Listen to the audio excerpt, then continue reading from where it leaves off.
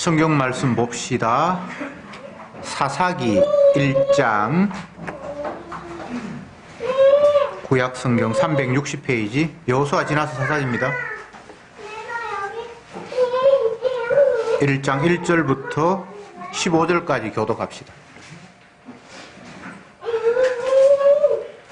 1절에 여호수아가 죽은 후에 이스라엘 자손이 여호와께 묻자와 가로되 우리 중에 누가 먼저 올라가서 가나안 사람과 싸우리이까? 여호와께서 가라사대 유다가 올라가시니라. 보라 내가 이 땅을 너 손에 주노라 하시니라. 유다가 그 형제 시몬에게 이르되 나의 제비 뽑아 얻은 땅에 나와 함께 올라가서 가나안 사람과 싸우자. 그리하면 나도 너희 제비 뽑아 얻은 땅에 함께 가리라. 이에 시몬이 그와 함께 가니라. 유다가 올라가면 여호와께서 가나안 사람과 우리 두 사람을 그들 손에 주시니라. 그들이 베색에서 7명을 죽이고 또 베색에서 아도니 베색을 만나서 그와 싸워 가나안 사람과 브리스 사람을 죽이니 아도니 베색이 도망하니라. 그를 잡아 그 수족의 피가를 흘리매 아도니 베색이 가로되 옛적에 70왕이 그 수족의 엄지가락을 찍히고 내 상 아래서 먹을 것을 줍더니 하나님이 나의 행한 대로 내게 갚으심이로다 하니라. 무리가 그를 끌고 예루살렘에 이르렀더니 그가 거기서 죽었더라. 유다 자손이 예루살렘을 쳐서 취하여 밀날로 치고 그를 찾았으며 그 후에 유다 자손이 내려가서 산지와 남방과 평지에 거한 가나안 사람과 싸웠고 유다가 돌아가서 헤브론에 거한 가나안 사람을 쳐서 세세와 알리몬과 달메를 죽였더라.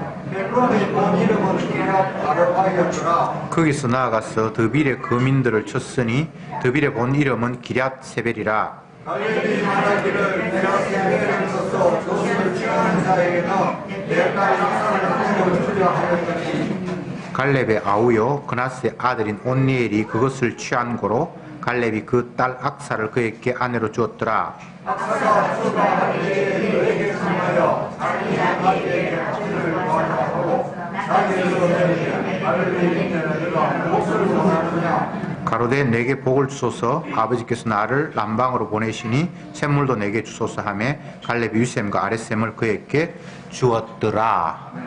아멘. 지난주까지 여호수아를 살폈는데 이제 넘어서 사사기로 넘어왔습니다. 1장 우리 앞부분 읽었는데 1장 전체의 내용은 여호수아의 내용을 압축해서 다시 이야기하는 것이다 이렇게 생각하면 됩니다.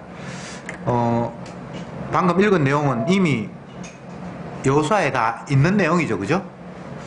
하나님께서 이스라엘 백성들에게 그 땅을 주기로 약속을 하셔서 주님의 은혜로 그 땅을 차지했다라는 거 다 아는 사실이고, 여호수아가 여기는 보면 1절에 보면 여호수아가 죽은 후에 이스라엘 자손이 여호와께 묻자고 이렇게 되는데, 여호수아를 보면 여호수아가 죽을 때는 이미 땅을 다 분배했습니다. 근데 여기는 이렇게 여호수아가 죽고 난 이후에 마치 천대를 가는 것처럼 그렇게 이야기했는데 그거는 뭐 어떻게 해석을 할지 잘 모르겠는데 전체적으로 여호수아의 내용을 보면 여호수아가 죽을 때는 이미 12지파들이 다 땅을 이제 분배를 하고 난 이후입니다. 근데 여기서 굳이 이렇게 이야기하는 것은 이제 여호수아의 시대는 지나고 사사의 시대가 왔는데 그 사사의 시대를 설명하는 과정 속에서 이제 이 여호수아는 이미 이제 고인이 되었고 그렇게 얘기를 하면서 사사기에 오기 전에 여호수아의 마지막 시대를 다시 한번 간략하게 이제 요약하는 내용으로 본문이 진행이 되었다 이렇게 이해하시면 좋겠습니다. 뒷부분을 제가 안 읽었는데 뒷부분은 요약하면 이런 겁니다. 유다 지파는 어느 지역은 차지했는데 철병거가 있는 어떤 지역은 쫓아내지 못했다. 또 베냐민 지파는 어느 지역은 점령하지 못했다. 이렇게 해서 조금씩 남겨둔 지역을 거론을 하고 있습니다. 이게 지금 사사기가 펼쳐질 토대예요. 지금 가나안이라는 땅은 땅 자체가 중요합니다. 가나안 안에 있는 사람이 중요한 게 아니에요. 가나안 땅 자체가 중요해요. 에덴 동산에 사는 가인과 아벨, 아담과 하와가 중요한 것이 아니라 생명나무가 중요한 거예요. 생명나무를 손상시킬까봐 사람들을 추방하거든요. 가나안 땅도 어린 양의 피, 6월절 어린 양의 의미들이 훼손될까봐 가나안 땅에 있는 이스라엘 백성들을 다 이방 나라로 쫓아내고 가나안 땅을 70년 동안 안식하도록 황무지로 만들어버렸어요. 그래서 이 하나님께서 말씀하시는 이 가나안, 이스라엘 백성들에게 젖과 꿀이 흐른다고 말씀하셔서 그곳에 가서 살게 한 이 땅이 도대체 어떤 땅이기에 이런 일이 벌어지는가라는 걸 계속해서 초점을 놓치면 성경이 어렵습니다. 자, 다시 여호수아와 그 상황들을 간략하게 한번 생각해 봅시다. 하나님이 가나안 땅에 이스라엘 백성들을 집어넣으면서 사전에 당부한 내용이 있어요. 그게 뭔고 하면 그 땅으로 너희들이 가면 거기에는 7 족속들이 살고 있다. 히위 족속, 기르가스 족속, 가나안 족속, 여부스 족속 이렇게 7 족속이 하나님께서 약속한 그 땅에 이미 거주하고 있는데 무엇을 말씀하셨는고 하면 그곳에 가면 그쪽에 살고 있는 모든 생명들을 다 진멸해버려라. 그리고 너희가 거기에 딱 살아야 된다. 이렇게 말씀을 하셨습니다. 가나안 땅에 들어가기 전에 그 땅의 사람들 다 쫓아내고 너희들이 거기 살아야 된다. 그쪽 사람들과 어울려도 안 되고 그들이 섬기는 신을 섬기도 안 되고 생명이 기식이 있는 것들 모두를 다 진멸해버려라는 것이 가나안 땅에 들어가기 전에 하나님께서 이스라엘 백성들에게 주신 말씀입니다. 그러면 이스라엘 백성들은 가나안 안에 들어갈 때에 어떤 마음을 가져야 됩니까? 전쟁을 해야 되는 거예요. 진멸하기 위해서. 잘못 생각하면 그 땅에 사람이 살고 있으니까 내가 살아야 되니까 그 사는 사람들을 쫓아내든지 진멸해버린다. 이런 생각을 우리가 쉽게 할 수 있죠. 근데 그건 잘못된 생각이에요. 제가 가나안 땅은 땅이 중요하다라는 말씀 서두에 드렸는데 가나안 땅의 성격을 하나님께서 보여주기 위해서 이스라엘 백성들에게 그 땅에 있는 모든 사람들을 진멸하라고 하셨어요. 싸워야 되는 거예요. 이스라엘이 된 이유, 야곱이라는 인물을 하나님께서 이름을 바꿔서 이스라엘이라고 지은 이유, 그리고 그 이스라엘의 후손이 하나님이 원하시는 국가 이스라엘이 된 이유를 여러분 기억하셔야 됩니다. 야곱이 이스라엘로 이름이 바뀌잖아요. 이스라엘이라는 이름은 싸움꾼이라는 뜻이에요. 전쟁하는, 전사라는 의미예요. 하나님께서 이스라엘 백성들을 호칭하면서 늘 말씀하시기를 전쟁하는 사람, 여호와의 군대, 여호와의 군사라는 말을 계속해서 성경에서 사용하고 있어요. 그래서 이스라엘은 싸워야 될 사람들이에요. 무엇과? 비언약과 하나님의 약속과 배치되는 세상의 모든 무리와 다투고 싸워야 할 존재, 그게 이스라엘이에요. 그걸 위해서 하나님이 이스라엘 백성들을 가나안 땅에 집어넣었어요. 요걸 신학적으로 의미를 바꾸면 예수님이 이 땅에 왜 오셨어요? 싸우기 위해서. 마귀의 일을 멸하기 위해서.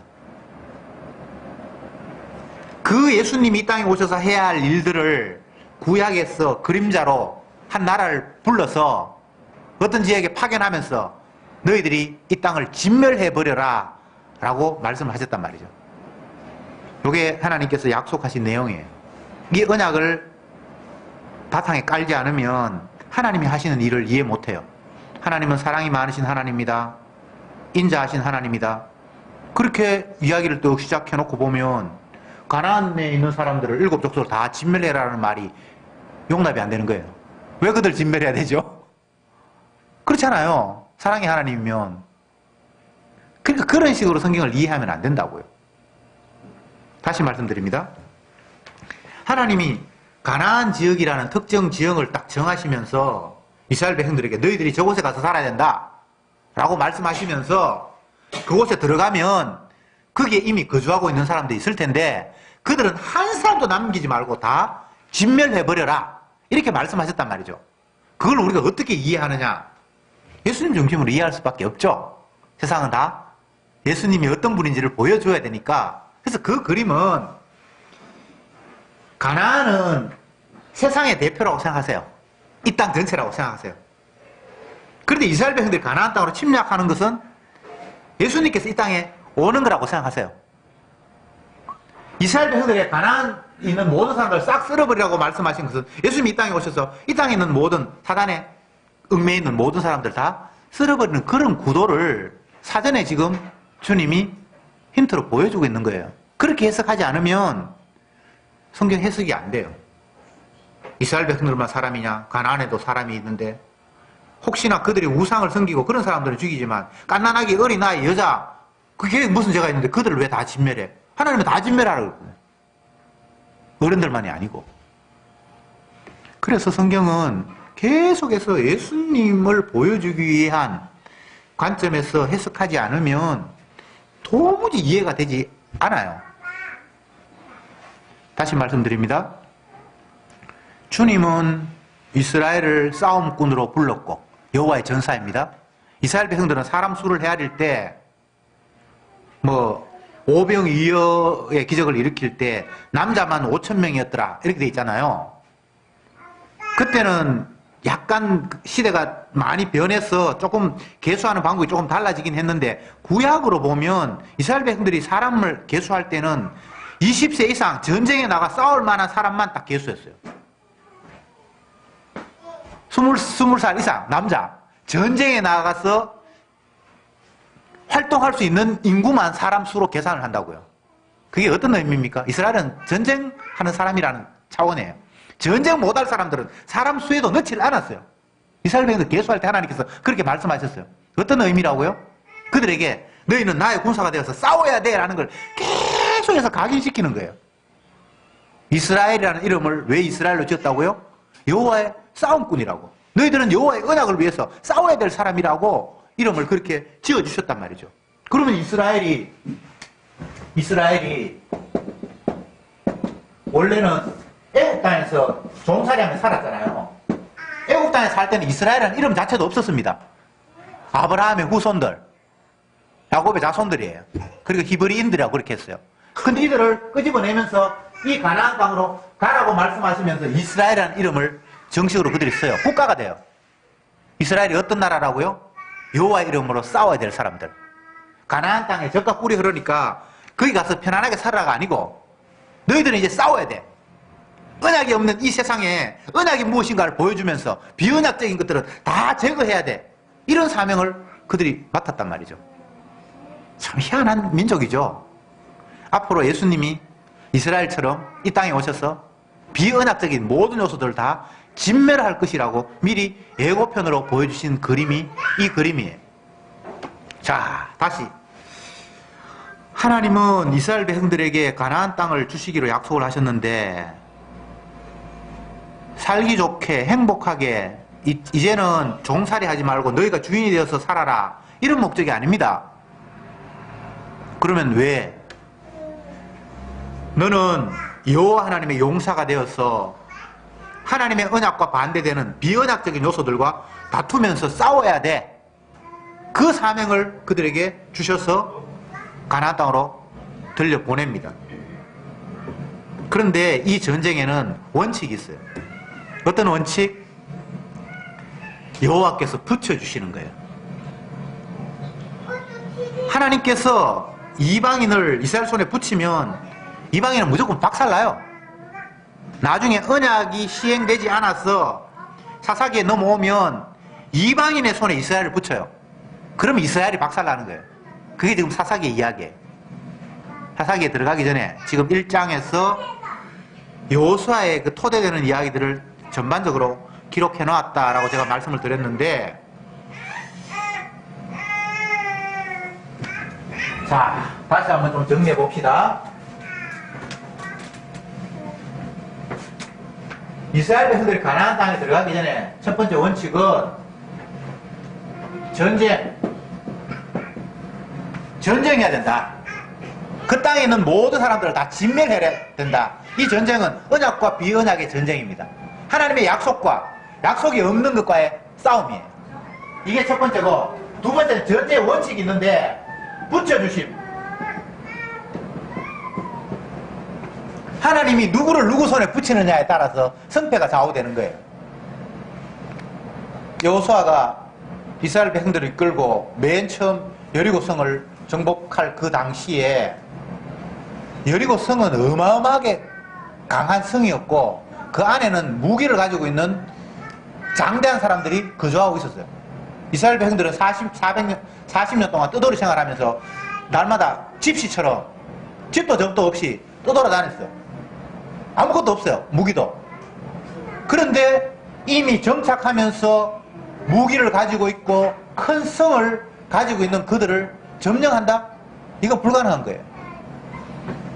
우리나라 옛날 그 사극 같은 걸 보면 임진왜란 1500몇 년에 임진왜란이 일어납니까? 그 당시에 싸우는 모습 보면 성벽을 높이 쌓으면 그 담을 못 올라가서 막 저쪽 편에서 사다리를 내리면 그거 올라가고 뭐 이런 장면이 있잖아요. 근데 여호수아의 당시에는 정말 성벽이 튼튼하게 세워져 있으면 갈 수가 없는 그런 구조예요. 근데 하나님이 그들을 너희 손에 붙였다고 그러니까 여리고성이 그냥 무너져 버리죠. 그렇게 해서 점령을 하고. 자, 다시 기억합니다. 기억하세요. 하나님께서 이스라엘 백성들에게 싸움꾼으로 전쟁하는 싸움꾼으로 이스라엘을 불렀습니다. 가나안 땅에 들어가면 이제 싸워야 될 일만 남았어요. 그런데 그 전쟁은 주님이 붙여주시는 거예요. 누구 손을 붙이냐에 따라서 전쟁이 끝나버리는 거예요. 이거 기억해야 됩니다. 이거 기억 안 하면 성경 이거 하나도 이해가 안 돼요. 그런데 하나님께서 붙여주시면 누가 누구를 붙여주느냐에 따라서 승패가 결정이 날 거 아닙니까? 그러면 승리를 했다. 하나님께서 붙여주셔서 세 번째는 승리를 하는데 승리의 의미가 뭔가를 또 알아야 돼요. 이건 여호수아의 전쟁이 아니고 여호수아가 이기는 전쟁이 아니에요. 성경 한 군데 찾아봅시다. 신명기 9장. 신명기 9장 5절 같이 한번 읽어봅시다. 시작. 네가 가서 그 땅을 얻으면 너의 의로움을 인함도 아니며 너의 마음이 정직함을 인함도 아니요 이 민족들이 악함을 인하여 네 하나님 여호와께서 그들을 내 발 앞에서 쫓아내심이라. 여호와께서 이같이 하심은 네 열조 아브라함과 이삭과 야곱에게 하신 맹세를 이루려 하심이니라. 들어가기도 전에 하나님이 말씀하시기를 네가 그 땅에 가서 승리할 건데 그 승리하게 된 거는 승리하는 네가 패배하는 그들보다 더 착하거나 의롭거나 해서 승리한 건 아니고 하나님께서 아브라함에게 이삭에게 야곱에게 맹세하신 내용이 있는데 그걸 이루어야 되니까 너희들이 이길 거라는 거예요. 가나안 땅에서의 승리의 의미를 우리가 알아야 돼요. 승리의 의미가 뭐죠? 이게 약속이에요. 약속. 하나님 약속 때문에 그들은 이겨야 되는 거예요. 이거는 다른 말로 하면 여호와의 복수예요. 복수. 하나님의 심판이에요. 예수님이 이 땅에 오셨어요. 마귀의 일을 멸하기 위해서. 마귀를 이 세상 인간들을 장악하고 있는 그 마귀들을 꽁꽁 묶어서 자기 백성 건지려고 예수님이 이 땅에 오셨어요. 무슨 말인지 아시죠? 요 그림을 지금 구약에서 이미 먼저 보여주는 거예요. 이스라엘 백성들을 향해서. 그래서 이스라엘 백성들은 가나안 땅에 처음 들어가라 그러니까 야 이제 우리 집 생기겠구나. 내가 그동안 서럽게 월세방 살고 전세방 살고 쫓아다녔는데 이제 내 땅 생기겠구나. 적과 꿀이 흘러 얼마나 좋을까. 이런 생각만 잔뜩 했는데 그런 생각 가지고 있는 그들에게 너희들은 그곳에 가서 싸워야 된다. 그러니까 이들은 이미 자기 땅이라고 주인이 있으니까 싸우지 않으면 어쩔 수 없으니까 싸워야 되는구나 이렇게 생각할 수 있겠죠. 근데 그런 의미가 아니에요. 이 세상 전체를 심판하는 거예요. 왜? 하나님의 약속이 없기 때문에. 여호와 하나님만 섬겨야 되는데 엉뚱한 신 섬기고 주님만 높여야 되는데 엉뚱한 데 관심을 가지고 이 전체가 다 비언약적이어서 소멸해버려야 될 대상이에요. 진멸의 대상이에요. 그래서 가나안 땅에 들어가면서 싸움이 시작이 되고, 근데 그 싸움의 원칙이 있는데 무기가 강하거나 전술이 뛰어난 사람이 싸움에 승리하는 게 아니고 핵무기가 있거나 이렇게 해서 이기는 것이 아니라 하나님이 누구를 누구 손에 붙여주냐에 따라서 전쟁이 결판이 난단 말이죠. 그래서 이방인을 이스라엘 손에 붙여주셨어요. 그래서 이스라엘이 이겨요. 근데 그 승리의 의미가 하나님의 복수라니까. 너희들이 더 정당하고 A와 B가 싸웠는데 누가 승리했다. 그러면 승리했는 사람이 정당하고 패배한 사람은 부정당하니까 이겼지. 이런 게 아니란 말이에요. 그래서 이스라엘 백성들 승리해도 지가 큰 소리 칠 수 없어요. 저들은 죽어야 돼. 나는 살아야 돼. 내가 오르니까. 이런 개념이 아니란 말이죠. 오늘날도 마찬가지입니다. 성도가 큰 소리 치는 이유는 불신자보다 우리가 더 잘나서가 아니에요. 물론 큰 소리 치지도 못하지만 주님이 누구를 누구 손에 붙여줬느냐에 따라서 성패가 결정이 나는 거예요. 복음을 전하는 사람은 복음을 알지 못하는 사람들의 시각으로 바라보면 시금방지기 짝이 없는 거예요. 지 혼자 다 판단하고 심판하고 지 혼자 다 돛대처럼 그렇게 보여요. 이스라엘이 지금 그래요. 너희들은 다 죽어야 돼. 그런데 이게 인간적으로 보면 말이 됩니까? 가난한 사람도 대대로 자기 땅에서 살아왔는데 어느 데 굴러온 돌이 너희들은 다 죽어야 돼 라고 이렇게 얘기하면 이거는 인간적으로 답이 없는 거예요. 언약을 모르면 늘 그래요. 복음 전하면 복음 모르는 사람들이 이 가난한 백성처럼 흥분하는 거예요.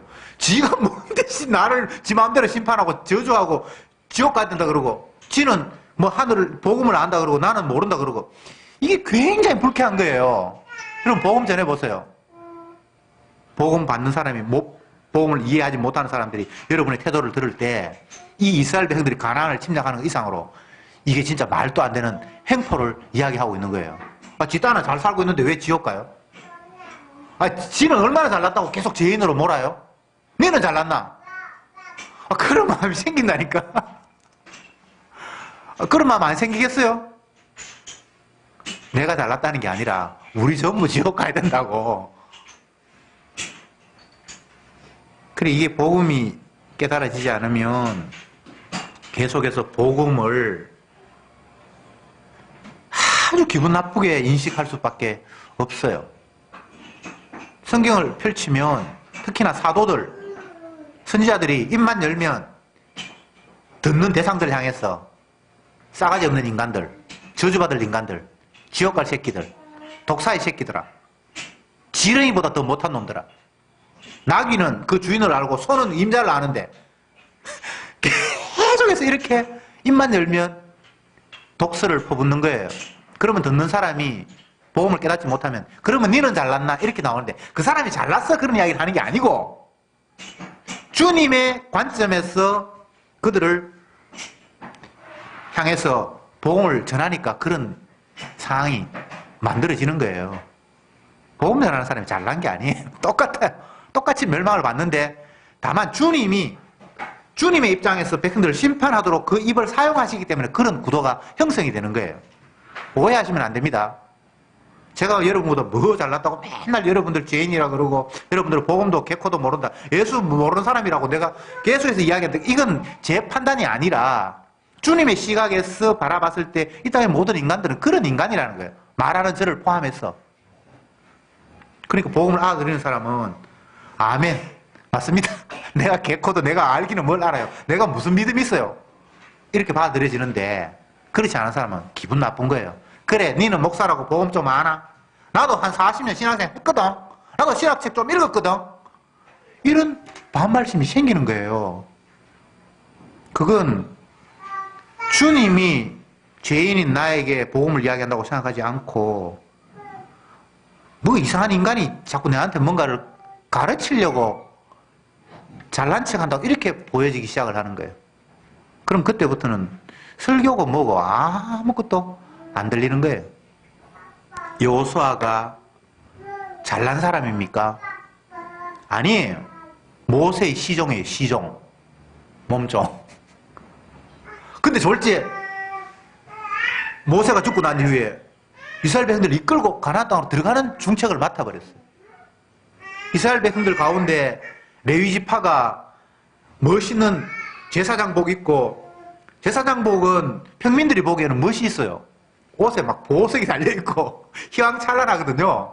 옷이 그래요. 그러니까 누구는 제사장 옷 입고 폼 나게 성전에서 왔다 갔다 하면서 우리는 성전에 근처에 가면 죽는다 그러고, 기분 나쁘죠. 그래서 달라들고 하잖아요. 누구만 제사장이냐고.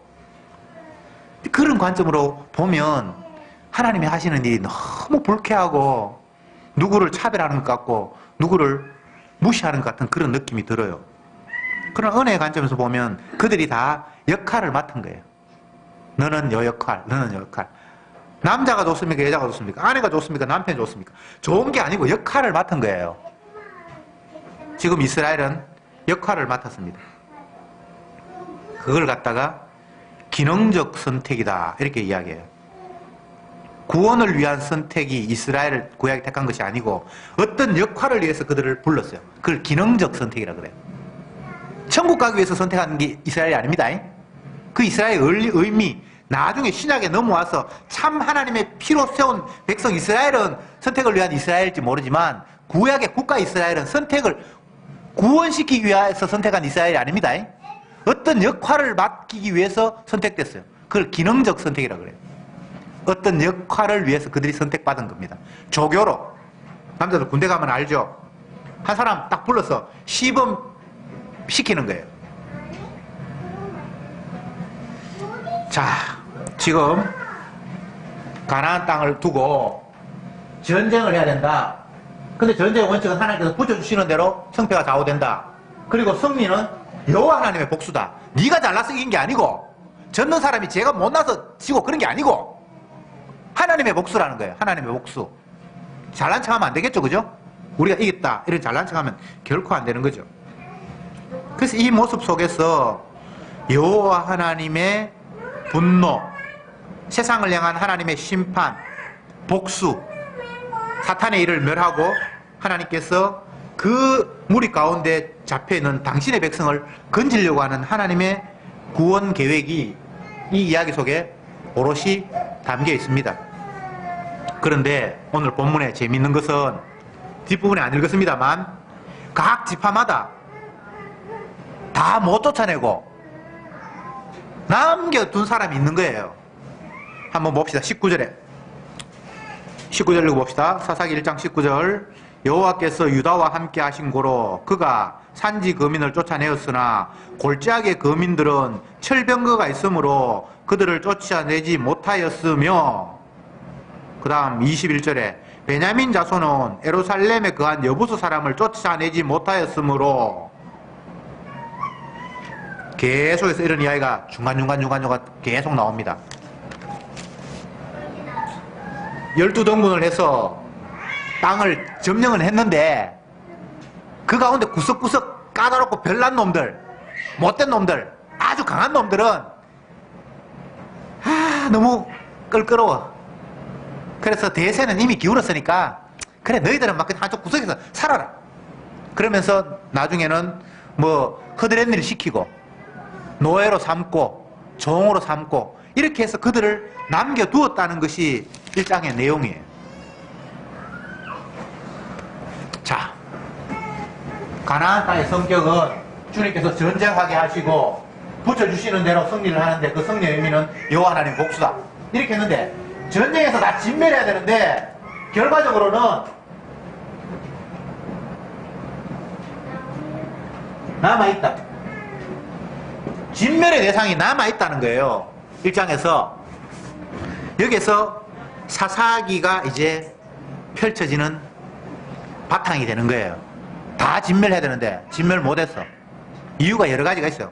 너무나 강한 무기를 가지고 있어서, 아니면 성이 높은 데 있어서 그까지 굳이 올라가서 몇 명 안 되는 거 그거 치려고 하니까 너무 힘 빠지니까 그냥 내버려 두기도 하고, 또 어떨 때는 아이고 뭐 저 힘도 다 빠졌고 이미 승리는 우리한테 기울었으니까 놔뒀다가 일이나 시켜 먹지 뭐, 이런 마음도 있고, 마치 애굽 사람들이 히브리인들을 애굽에서 탈출하려고 할 때 바로가 붙들고 안 놓잖아요. 그 이유가 뭡니까? 노동력이 상실되니까. 공짜로 일 시켜 먹는데 나가버리면 허드렛 일, 힘든 일을 애국인들이 다 자기가 스스로 해야 되니까. 유대인들도 똑같은 그런 사고방식을 가지고 진멸해야 될, 전쟁에서 없애야 될, 언약에 반대되는 모든 요소들을 척결해야 될 그들을 각 지파마다 다 남겨두었더라고 하는 거예요. 이게 심각한 거예요. 남겨두면 나중에는 그게 화근이 돼요. 그들이 이제는 이스라엘 전체를 찌르는 가시가 되고 옆구리에 찌르는 올무가 되고 그런 상태로 이제 상황이 역전되기 시작합니다.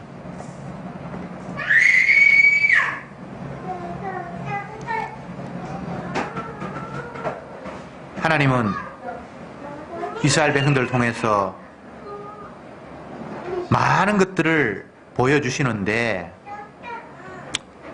그 많은 가운데 제일 핵심적인 것은 얼마나 너희들이 완악한 죄인인가를 보여주시는 것. 그게 첫 번째예요. 죄는 진행형입니다. 진행형. 계속해서 죄를 짓는 거예요. 한 번 죄를 짓고 이제 다시 뉘우쳐서 죄를 안 짓는 그런 존재가 아니라 세월이 지나고 시간이 지나고 환경이 바뀌면서 계속해서 죄가 흘러나오는 거예요. 이걸 신체적으로 표현했을 때는 유출병 같은 거예요. 몸속에 피가 계속 멈추지 않고 흐르듯이 인간에게는 계속해서 죄가 흘러나오는 거예요. 이스라엘 백성들 향해서 하나님이 흔들고 간섭하고 사건이 일어날 때마다 죄인이라는 사실들이 계속 폭로가 되는 거예요. 그러면 어떻게 해야 돼요? 주님의 용서의 피가 또 진행형으로 계속해서 그들에게 퍼부어져야 되는 거예요. 거기에서 하나님의 의가 발생돼요.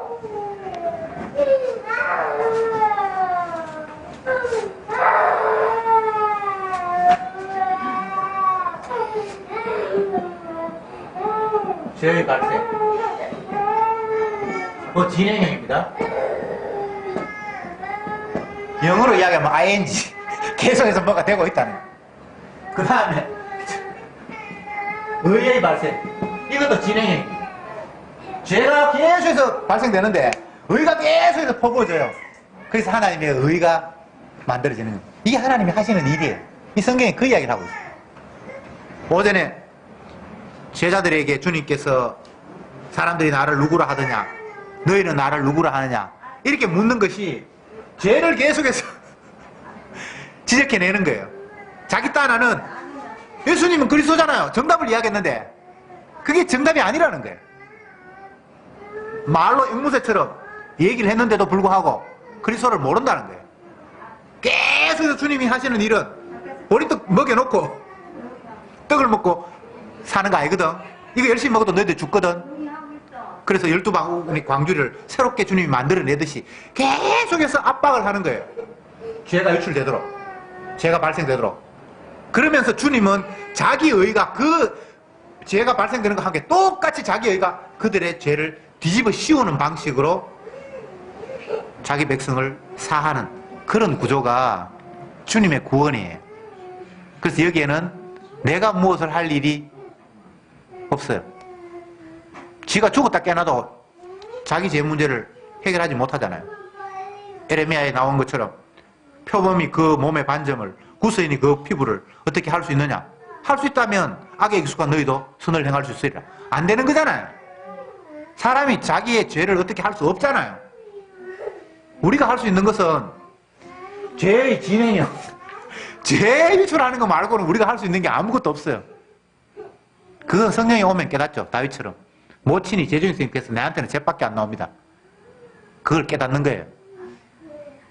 은혜는 빛 앞에 내가 노출되어서 내한테는 새카만 것밖에 없고 죄밖에 안 나오는구나를 발견하는 게 은혜예요.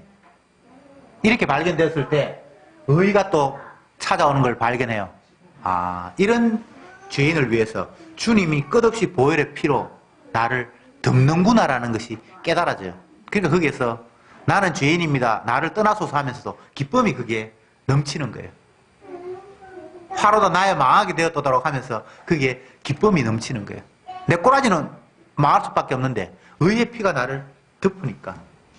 그래서 하박국 같은 선지자는 외양간에 소가 없고 우리의 양이 없고 감람나무에 소출이 없고 뭐 포도나무에 뭐가 아무것도 없어도 나는 여호와 하나님을 인하여 기뻐하리로다. 나는 아무것도 없는데 사도 바울 같으면 믿는 자들이 가운데 뭐 그 부자가 많지 않으며 능력 있는 자가 많지 않으며 뭐 가진 자가 많지 않으며 막 이렇게 이야기하는데 거기에서 가진 자 능력 있는 자가 많지 않다라는 이야기는 그 가져도 가진 게 아니라는 걸 깨달은 거예요. 지게 아니니까. 내게 없으니까. 주신 자도 여호와시고 취하신 자도 여호와시니까. 전쟁에 승리했어. 그게 내 승리가 아니야. 땅을 차지했어. 그게 내 땅이 아니에요. 자기 땅이 아니라는 걸 어떻게 알 수 있습니까? 자기 땅이면 자기 땅을 스스로 수호하고 방어하고 지켜야 되잖아요. 근데 하나님이 그걸 일체 허락하지 않아요. 전쟁을 위해서 말을 많이 두지 말며 뭐 아내를 많이 두지 말며 재물을 많이 갖지 말며 가나안 안에 들어가기 전에 하나님이 약속한 내용들이 그런 거예요. 그 땅에 들어가도 그 땅을 너희들이 스스로 지키려고 생각하거나 그런 거 하지 말라는 거예요. 왜냐하면 땅 자체가 백성을 수용할 것인가 말 것인가는 땅이 알아서 결정하는 거예요. 그래서 이스라엘 백성들은 다 쫓겨나요. 여러분, 복음이 뭡니까? 복음이란 사람이 아무것도 할 수 없다라는 사실, 아무것도 할 수 없는 정도가 아니라 하는 일마다 죄밖에 안 된다라는 사실을 가르쳐주는 게 복음이에요. 그러면서 그것으로 끝나는 것이 아니라 그런 너를, 하는 일마다 죄밖에 안 나오는 너를 위해서 예수님의 피가 너에게 찾아온다라는 것. 이게 합쳐서 이제 복음이에요. 성경은 어디를 펴도 그 이야기밖에 없어요.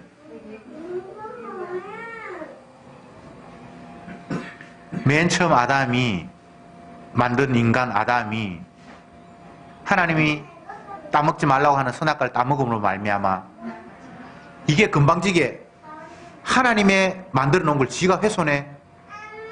요따위 짓 하다가는 생명나무도 지가 마음대로 훼손하겠구만. 그렇게 해서 하나님이 생명나무 지키려고 그들을 그 땅에서 추방해버렸다고 했어요. 이 상황을 인류 역사 그대로 계속해서 진행합니다. 하나님은 앞에 발생된 그 사건들을 잊지 않아요. 그걸 그대로 우리 백성들에게 심어주는 거예요. 에덴 동산이 있어요. 생명나무가 있고 선악과가 있어요. 인간이 이걸 이렇게 훼손을 했어요. 그래서 하나님께서 이들을 추방시켜버렸단 말이죠. 그럼 여기는 이제 생명나무밖에 없잖아요. 사람도 다 추방하고. 근데 여기 완전히 철조망 쳐가지고 지켰어요. 불말과 불병거를 두고 완전히 지켰어요. 이게 하나님이 지킨다는 말은 사람들이 다시 여기를 뚫고 들어갈 수 없다는 이야기예요. 이게 세상의 구도예요. 지금 이 세상도 생명나무가 있는 예수님께로 우리가 찾아가서 내가 주님 앞에 질문하고 뭐를 바쳐서 주님과 교통할 수 있는 관계 자체가 아예 끊어져 버렸어요. 그런데 신약에 보면 이 생명나무 이분이 에덴동산 추방된 우리에게 낮고 천하면서 이렇게 찾아오셨어요. 주님이 찾아오시는 그 방법 말고는 우리가 찾아가는 거 없습니다. 이게 성경의 이야기잖아요. 그런데 마귀는 계속해서 우리가 신을 찾아가도록 만들어요. 열심 내라, 기도해라, 충성해라, 헌신하면 하나님이 도와줄 걸. 그게 말짱 마귀의 소리예요. 주가 우리에게 찾아오시지 않으면 만날 수가 없어요. 야곱에게 하늘에서 사닥다리가 내려와서 위에서 천사가 내려와서 뭔가가 되지, 내가 바벨탑 쌓아서 하늘에 계신 하나님을 올라가서 만나리라, 이건 있을 수가 없어요. 주님을 만날 방법이 없어요. 좁은 길로 가야 생명의 길이 있는데 좁은 길은 이 땅에는 없어요. 찾을 수가 없어요. 내가 손해보고 남들이 안 가는 길을 가고 희생하는 길이 가면 좁은 길이 아닌가? 아니에요. 그것도 좁은 길이 아니에요. 마치 자기 생명을 구원코자 하는 자는 잃을 것이요라는 말과 똑같은 거예요. 생명 구원하려고 좁은 길을 찾아 나서고 복 받으려고 희생의 길을 나서고 뭐 어떻게 하려고. 그게 다 내가 뭔가 어떻게 되고 싶은 그런 욕망이잖아요. 그거는 안 된다고 이야기했으니까. 그럼 뭐가 됩니까? 되는 거 아무것도 없어요. 아무것도 없어요. 그분이 죽으셔야 돼요. 인간에게 아무 손발을 다 꽁꽁 묶어 두시는 이야기예요. 뭘 해? 하나님은 사람의 손으로 그거 들어서 못 받아. 하나님 우리가 번제를 드렸습니다. 뭘 드렸습니다. 주님은 안 받아요. 구약에는 받고 신약에는 안 받는다고요? 구약에도 안 받아요. 선지자들 이야기 들어보세요. 하나님의 입을 통해서 나오는 이야기. 너희들이 성전 문을 밟는 게 이제는 역겨워서 내가 싫다. 다 문 닫아버려라. 피해 제사에 나는 지쳤다. 냄새도 맡기 싫다라고 주님이 이미 구약의 제사를 거절해 버린 상태가 신약에 넘어와서가 아니라 이미 구약에서 전제된 거예요. 사람의 손으로 안 받는 걸 알아요. 구약의 사도들도 구약의 선지자들도 알아요. 아, 하나님이 내가 드리는 번제를 받는 분이 아니구나. 상한 심령을 하나님께서 원하시는구나.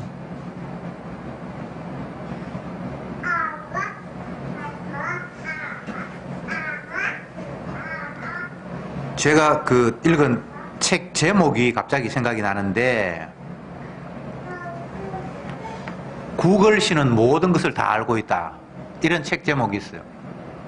카이스트 교수들이 강의하는 내용들을 좋다고 이렇게 책으로 엮어서 제목을 붙였는데, 그게 구걸신은 모든 것을 알고 있다. 구글을 알죠? 검색 엔진이에요. 세계적으로 제일 유명한데, 거기서 뭐 물으면 다 대답해 주니까 구걸신은 그 신이라고 해요. 모든 것을 다 알고 있다. 참 그 제목이 시사하는 바가 커요. 인간을 신으로 만들어 놓고 그 인간 신이 모든 걸 다 결정하고 우리의 갈 길을 인도하고 알려준다는 거예요. 세상에 하나님 없다는 거죠. 구글은 인간이 만든 검색 엔진이잖아요.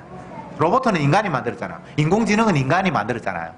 더 이상 신 찾지 말고 우리가 만든 신에게 물어보면 네 갈 길도 인도하고 내 삶을 이끌어 줄 거라는 그런 이야기예요. 우리나라에서는 뭐 카이스트 교수들을 최고잖아, 그죠? 그 사람들이 하는 이야기가 구글 신은 모든 것을 알고 있으니까 그한테 물어보면 앞으로 네가 어떻게 살아야 될지, 뭐 직업을 무엇을 가져야 될지, 어떤 방향으로 인생을 살면 될지 다 답이 있다라는 이야기를 하고 있는 거예요. 얼마나 웃기는 이야기입니까? 죄인이 자기 죄를 어찌할 수 없어요. 표범이 자기 문의에 있는 얼룩무늬를 어떻게 할 수가 없어요. 안 됩니다. 구월신 아니라 무슨 신을 들고 와도, 바알이니 아세라니 뭐 어떤 신을 들고 와도, 아니면 여호와의 신, 이스라엘 백성들에게 여호와의 신도 안 됩니다. 그게 다 우상입니다. 인간이 신을 섬겼다, 다 우상입니다. 그게 예수가 됐건 뭐가 됐건. 왜 그러냐 하면 자기가 원하는 식으로 신을 탈바꿈하기 때문입니다. 베드로가 그리스도시잖아요 라고 해도 그게 안 됩니다. 그리스도 맞아요. 근데 네가 생각하는 그리스도와 주님이 진짜 그리스도는 달라요. 진짜 그리스도는 자기 백성의 죄를 대신해서 죽는 분이고, 사람들이 기대하는 그리스도는 살아서 나의 어려운 문제를 해결해주고 건져주는 그리스도. 그러니까 그게 그들이 그리스도라고 해도 그게 우상이 되고요. 다 우상 숭배자예요. 절에 다니는 사람만 우상 숭배가 아니고 교회 다니는 사람, 예수 믿는 사람이 다 우상 숭배자예요. 성경은 그 이야기를 하고 있어요. 뭐 제자들이 그렇다 그러면 다른 사람을 예외시킬 수 있는 사람이 없잖아요. 아, 나는 복음을 알았으니까 나는 아니지. 그러면 제자들이 그렇게 돼버리는데 그런 말이 안 되거든요. 성경은 모두가 다 우상 숭배자예요. 예수 믿습니다. 나는 예수님이 그리스도인 걸 믿습니다라고 해도 우상 숭배자일 뿐이에요. 내가 아는 그리스도와 진짜 그리스도는 이미 차이가 나기 때문에. 지금 제가 무슨 이야기를 합니까? 사람은 아무것도 안 된다. 내가 믿어도 믿는 것도 아니라는 거예요. 믿으면 되잖아요. 믿으면 하겠네. 근데 그 믿음 아니라는 거예요. 죽어도 안 돼. 믿어도 안 돼. 방법 없어. 그래서 주님이 대신 죽었잖아요. 이걸 성경이 계속 이야기하고 있는 거예요. 내가 다른 건 안 됐던데 믿음 때문에 됐다. 그 믿음 아니라니까. 주는 그리스도시잖아요. 그거 아니라니까. 계속해서 우리의 행위만을 부정하는 것이 아니라 내가 믿는다는 것마저도 행위라고 주님께서 이야기해버리는, 그래서 내게서 나온 그 무엇은 일체 주님이 받을 수 없는, 하나님이 받으시는 것은 흠없는 어린 양만 받는, 근데 우리에게는 흠없는 어린 양이 없어요. 하나님의 아들만 흠없는 어린 양. 이게 성경이 이야기하는 거예요. 근데 복음을 모르면 우리가 열심히 노력하는 건 안 받고 내 착한 일은 안 받지만 믿음은 받는다고 이렇게 이야기해요. 근데 그 믿음이 오늘 베드로가 이야기한 주는 그리스도시요라는 그 이야기라니까. 여러분의 믿음 하나님이 안 받습니다. 왜? 그 엉터리 믿음이거든. 고백합시다. 뭐 베드로가 그걸 고백했는데 그것도 주님 보지 엉터리인데 뭐 나는 베드로보다 더 낫겠습니까? 나을 수가 없죠. 그래서 베드로를 거기에 배치한 거예요. 베드로는 제자 중에 대표예요. 그는 누구보다도 더 많은 경험을 했어요. 다른 제자들은 데리고 가지 않았을 자리에 베드로는 늘 동행을 했어요. 그런 그 베드로가 모든 걸 알고 경험했는데 그리스도라고 정확하게 이야기했는데 그거 아니라고 했을 때는 인간은 주님 죽었다 깨나도 모른다라는 이야기를 그냥 주님은 하시는 거예요.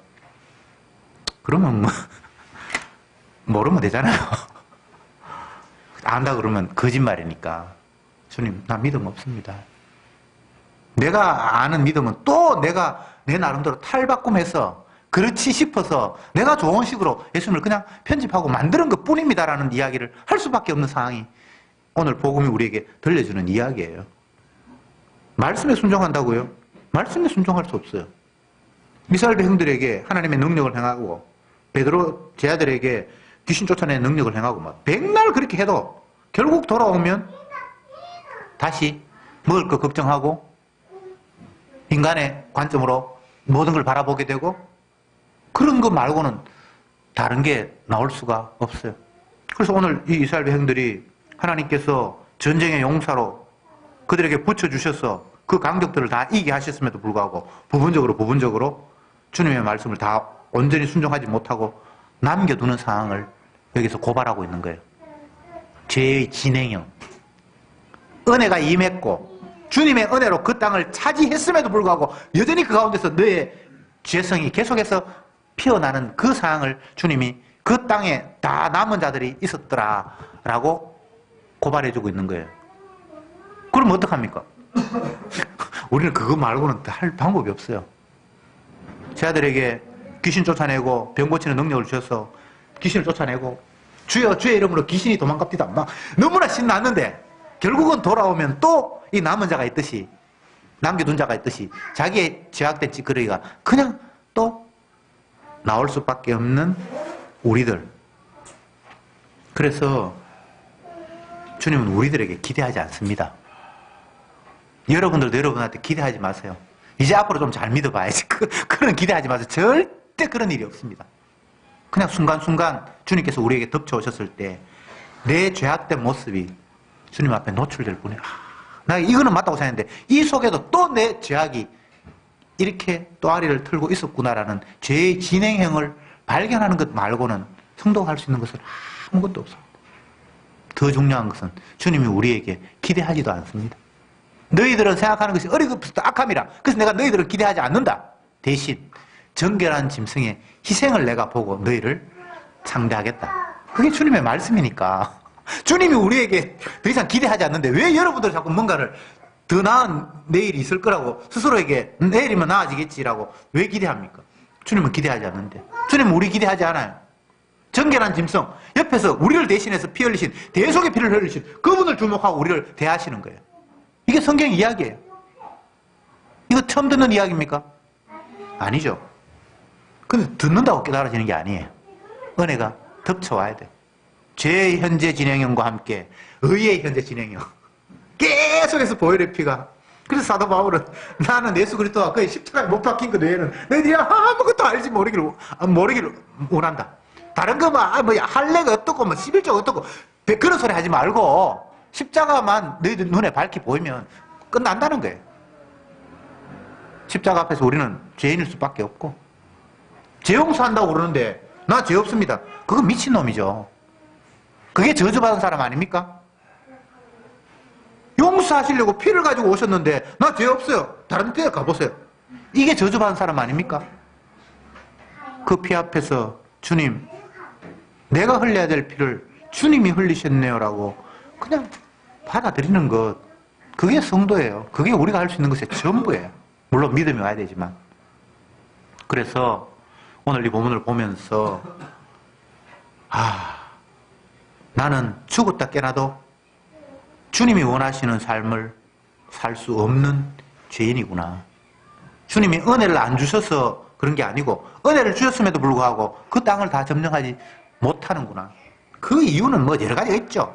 애국 사람들처럼 그들을 남겨두어서 일시켜 먹으려나 그런 욕심도 있을 수 있고, 내가 너무 힘이 버거우니까 뭐 몇 명 안 되는 거 남겨두자, 뭐 오만 이유가 다 있지만 결과적으로는 죄악이에요. 하나님의 언약을 실천하지 못하는 인간의 이기심과 죄가 거기에 남겨져 있는 거예요. 결론으로 말씀드립니다. 주님은 우리에게 기대하지 않습니다. 오히려 주가 우리를 압박할 때에 우리 속에 죄가 철철철 흘러 넘치는 상황을 맞닥뜨리게 될 뿐입니다.